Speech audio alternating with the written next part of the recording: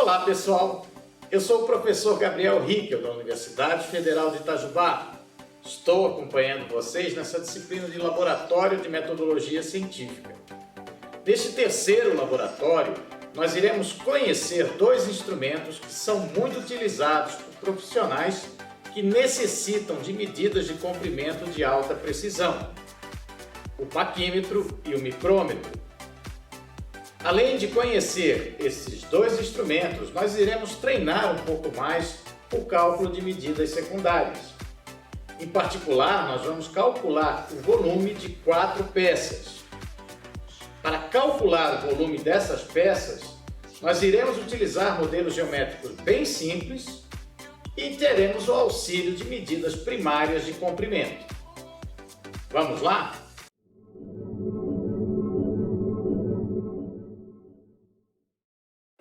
Via de regra, nossos laboratórios iniciam com a descrição dos instrumentos utilizados e dos objetos a serem medidos. As peças às quais avaliaremos o volume são uma tampa cilíndrica de isopor, uma argola metálica, um pino metálico e um elemento metálico complexo. Todas são estruturas contínuas e homogêneas feitas de um único material. O paquímetro e o micrômetro são manuais e metálicos. O paquímetro é da marca Digimesh e tem escala milimetrada. Já o micrômetro é da marca Kintools e tem escala dupla com tambor.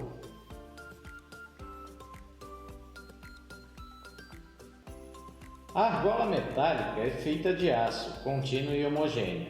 Ela será aproximada por uma casca cilíndrica com diâmetros externo e interno, bem como a altura para serem medidos. O pino metálico é feito de latão contínuo e homogêneo, sendo aproximado por 2 cilindros sólidos.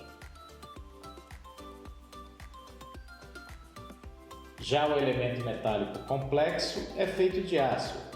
Aproximaremos esta peça como a metade de uma casca cilíndrica somada a 4 paralelepípedos. Por fim, a tampa cilíndrica de isopor será aproximada por 2 cascas cilíndricas e um cilindro sólido.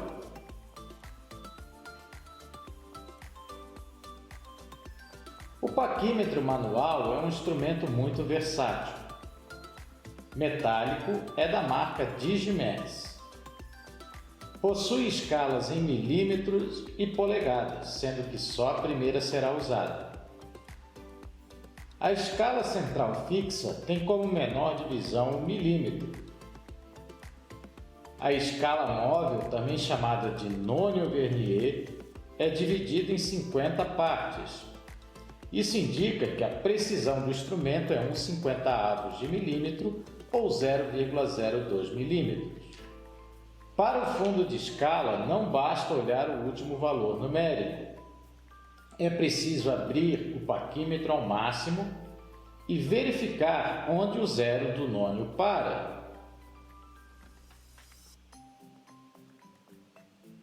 Neste caso específico, teremos 155,30 milímetros como fundo de escala.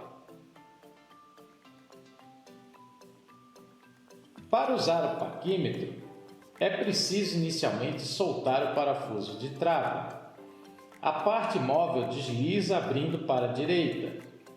O bico inferior do paquímetro é utilizado para efetuar medidas externas com a dimensão entre os bicos. As orelhas superiores são utilizadas para medidas internas de algo que possa as conter. Também existe uma vareta na extremidade que se prolonga na medida em que o paquímetro é aberto. Ela é útil em buracos e profundidades.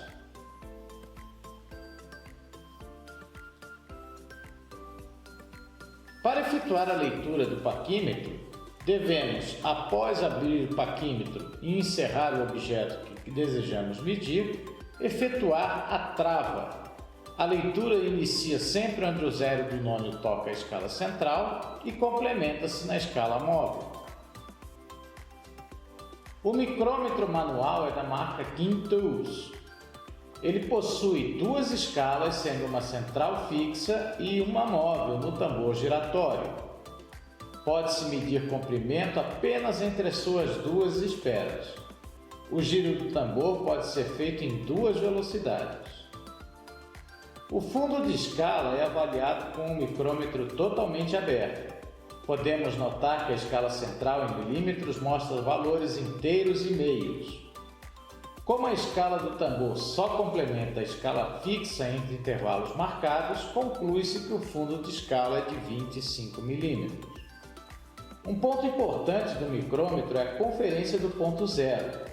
Quando totalmente fechado, o zero do tambor deverá coincidir com a linha horizontal da escala central, sem que nenhum traço vertical fique visível. O uso do micrômetro é bem mais limitado que o do paquímetro. Devemos segurá-lo apenas pela parte escura, sob risco de passar calor e dilatar a parte da escala. Deve-se soltar a alavanca de trava. O micrômetro é um instrumento difuso que segue a regra da mão direita, com giro em sentido definido para avançar ou recuar. Cada volta que o tambor dá, faz o fuso movimentar-se em 0,5 milímetros. Para usar, abrimos o micrômetro mais que o tamanho a ser medido. Coloca-se a peça entre as esperas, então fecha-se com um giro rápido até a espera móvel tocar o objeto. Em seguida, usa-se o giro lento, até ouvir o barulho típico da catraca. Então trava-se e faz-se a leitura, começando na escala central e complementando na escala do tambor.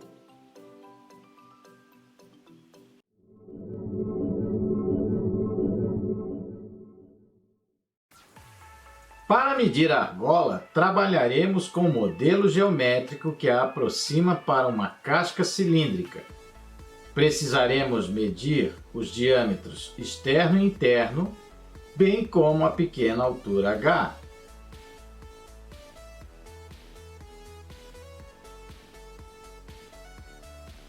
As medidas dos diâmetros interno e externo serão feitas com um paquímetro. Já a altura H será efetuada com um micrômetro. Começaremos com o diâmetro externo. É preciso encaixar o paquímetro com cuidado para evitar de medir-se uma corda ao invés do diâmetro.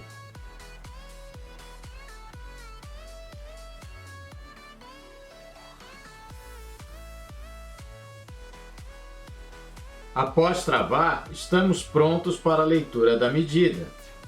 Começamos sempre pela escala central, onde o zero do nônio está. Neste caso, podemos observar que o diâmetro externo da argola mede pelo menos 87 milímetros.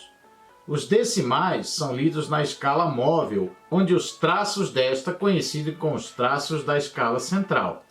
Cada vez que o zero do nônio percorre 1 milímetro da escala central, progressivamente a coincidência dos traços vai de 0 a 10 na escala móvel.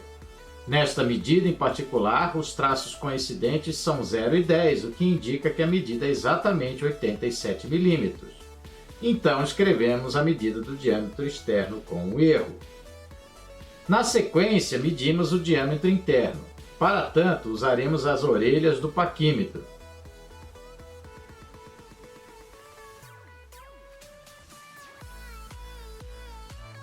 Após travar, iniciamos a leitura. O zero do nônio indica na escala central que temos pelo menos 73 milímetros. Os traços coincidentes da escala móvel com os da escala central vão de 3,0 a 3,6. É usual escolher a metade deste intervalo, que fornece 3,3.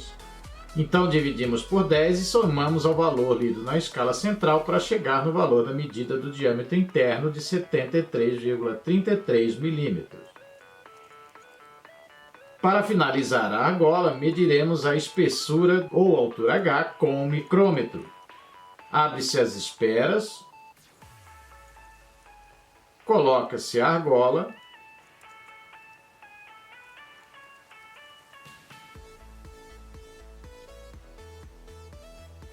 e aperta-se com o tambor, depois com a catraca e trava-se para a leitura.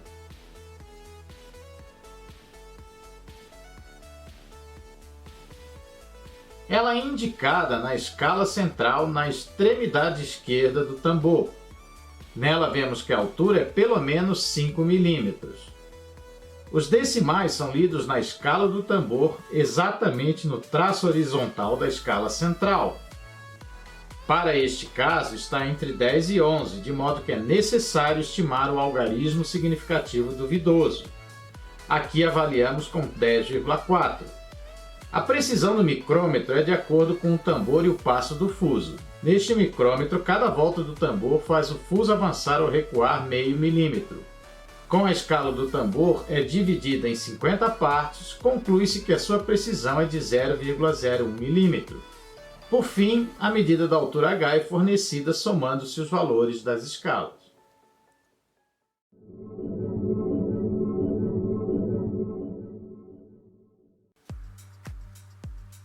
O pino metálico pode ser facilmente aproximado por 2 cilindros sólidos. Precisaremos efetuar 4 medidas, 2 diâmetros e 2 alturas. A medida da soma das alturas será a única feita com o paquímetro. Todas as demais serão feitas com o micrômetro.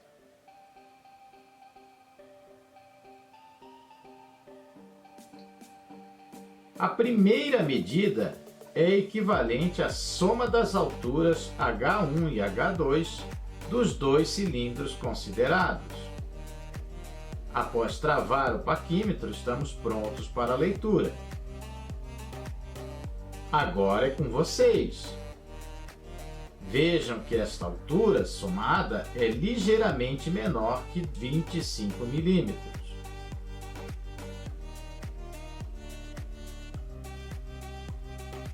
A segunda medida será referente ao diâmetro D2 do cilindro alongado.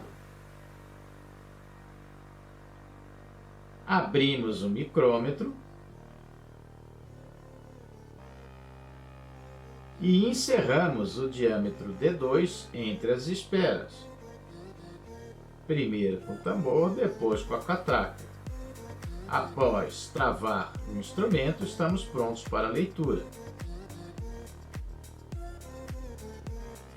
Nota-se que esta medida é ligeiramente menor que 8 milímetros. Cuidado com esta leitura. Em seguida, mediremos o diâmetro D1 do cilindro achatado.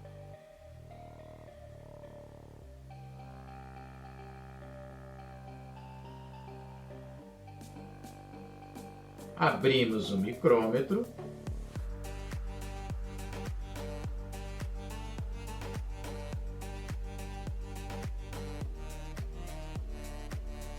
e encerramos o diâmetro D1 entre as esperas do micrômetro, inicialmente com o tambor, posteriormente com a catraca, e travamos o instrumento para a leitura.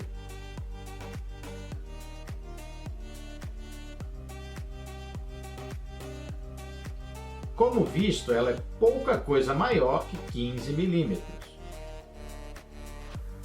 Por fim, faremos a medida da altura H1 do cilindro achatado. Após travar o micrômetro, podemos efetuar a leitura.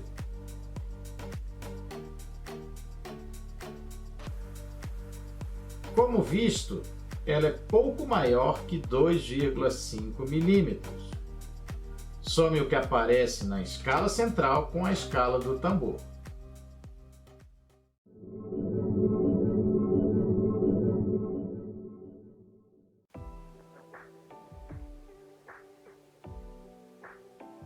O elemento metálico complexo dará mais trabalho. O modelo geométrico adotado é de meia casca cilíndrica somada a 4 paralelepípedos, um equivalente ao quadrado de A por A, mais 3 elementos vazados indicados na figura. efetuaremos 10 medidas para obter o volume. A maioria das medidas será efetuada com os bicos do paquímetro. Usaremos as orelhas ou a vareta da extremidade para medir as demais.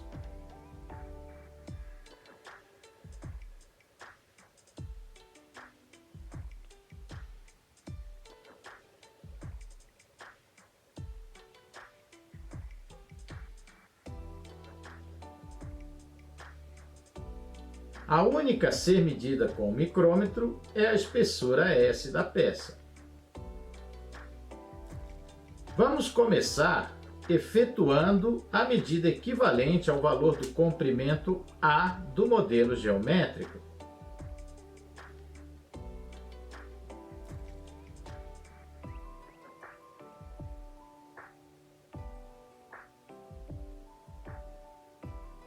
Ela é pouco maior que 42 milímetros. O valor exato deve ser avaliado nos traços coincidentes da escala móvel com os traços da escala central. Em seguida, medimos a altura da meia casca cilíndrica, equivalente ao valor do comprimento B no modelo geométrico. Ela é um pouco maior que 35 milímetros. Novamente, o valor total deve ser encarado na escala móvel do Vernier. Dando sequência, medimos o equivalente ao valor do comprimento C do modelo geométrico.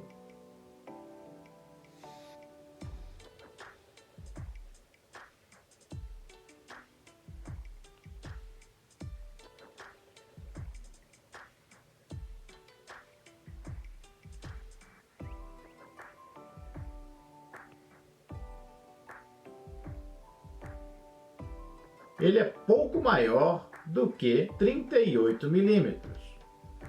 O valor exato deve ser visto nos traços coincidentes do nônio em relação aos traços da escala central. Então, utilizamos a vareta da extremidade do paquímetro para avaliar o valor do comprimento D do modelo geométrico.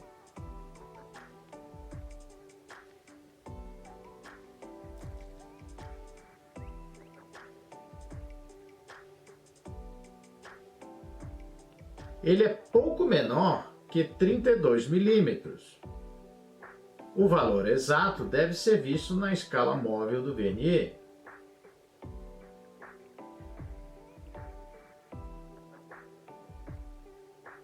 Ainda utilizando a vareta extrema, vamos avaliar a medida equivalente ao comprimento E do modelo geométrico. Ele é pouco maior que 23 milímetros.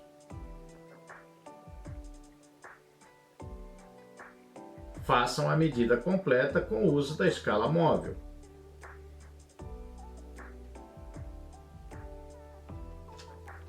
Voltando a usar o bico do paquímetro, medimos o valor do comprimento F do modelo geométrico.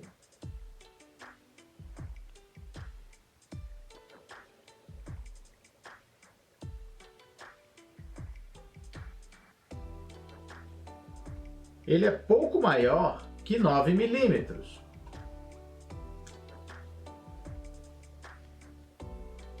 O valor exato é avaliado na escala móvel.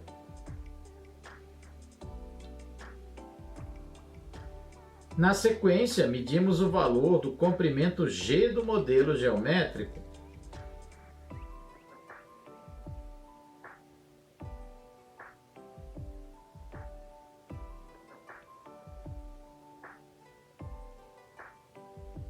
Ele é pouco maior que 13 milímetros.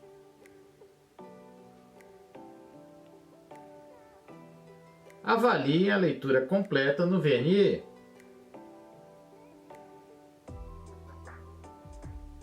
Agora vamos utilizar as orelhas do paquímetro para medir o valor do comprimento H do modelo geométrico.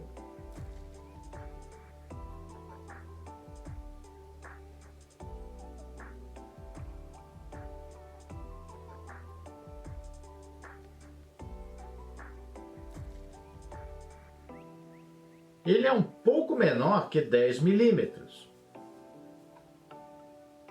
O valor exato deve ser efetuado na leitura da escala móvel.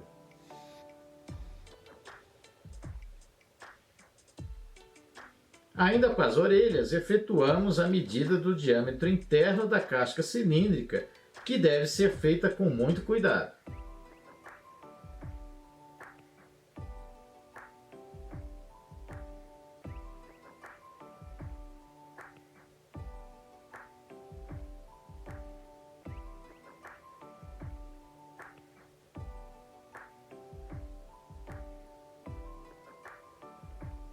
Vemos que este diâmetro interno é pouco menor que 20 milímetros. O valor exato deve ser feito junto à escala do vernier. Por fim, a espessura constante S é a única medida a ser feita com o micrômetro. Abrimos o micrômetro .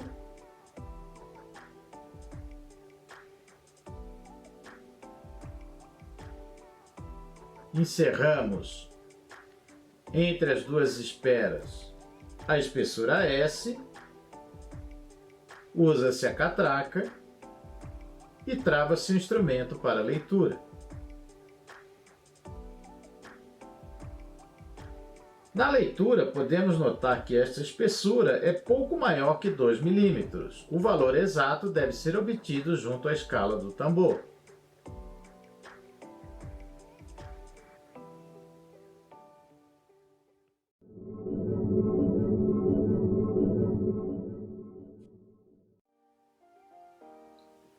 A tampa cilíndrica também será um objeto trabalhoso.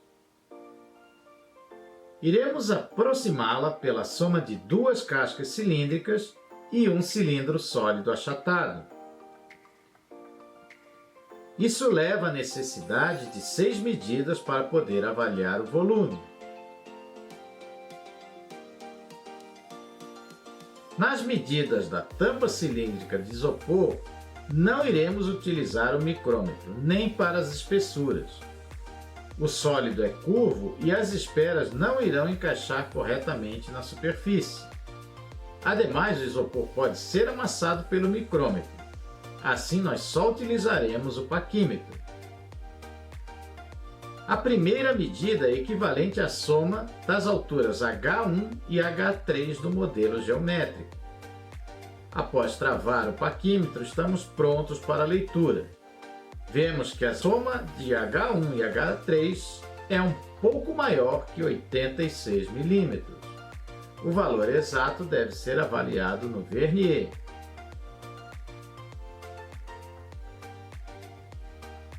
Em seguida, vamos medir o diâmetro externo D. Sempre com cuidado para não amassar o isopor. Após travar o paquímetro, estamos prontos para a leitura. Nota-se que o diâmetro D do modelo geométrico é ligeiramente maior que 86 milímetros. O valor exato deve ser avaliado na escala do nônio.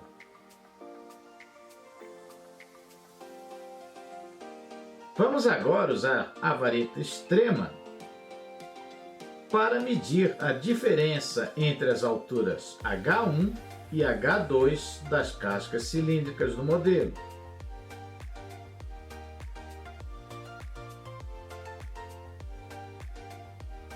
Vemos que esta diferença é pouco menor que 9 milímetros. Novamente, o valor exato deve ser lido na escala móvel.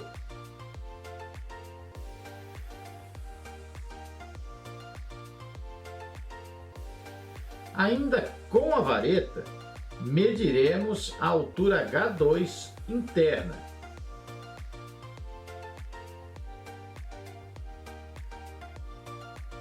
Esta medida deve ser feita com muita cautela para não afundar a vareta no isopor maleável.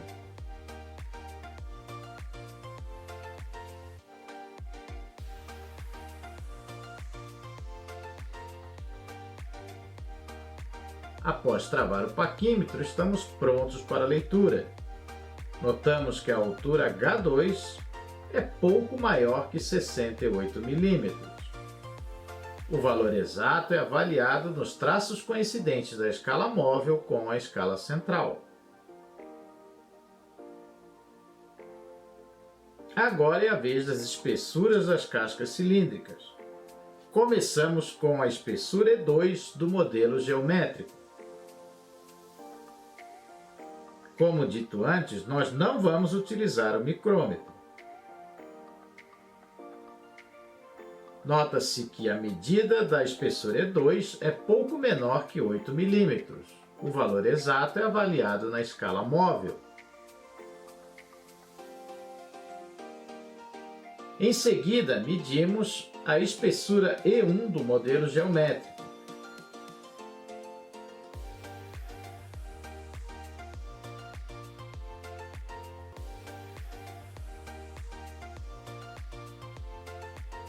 Podemos notar que ela é um pouco maior que 14 milímetros. Avaliem a medida exata com o nônio.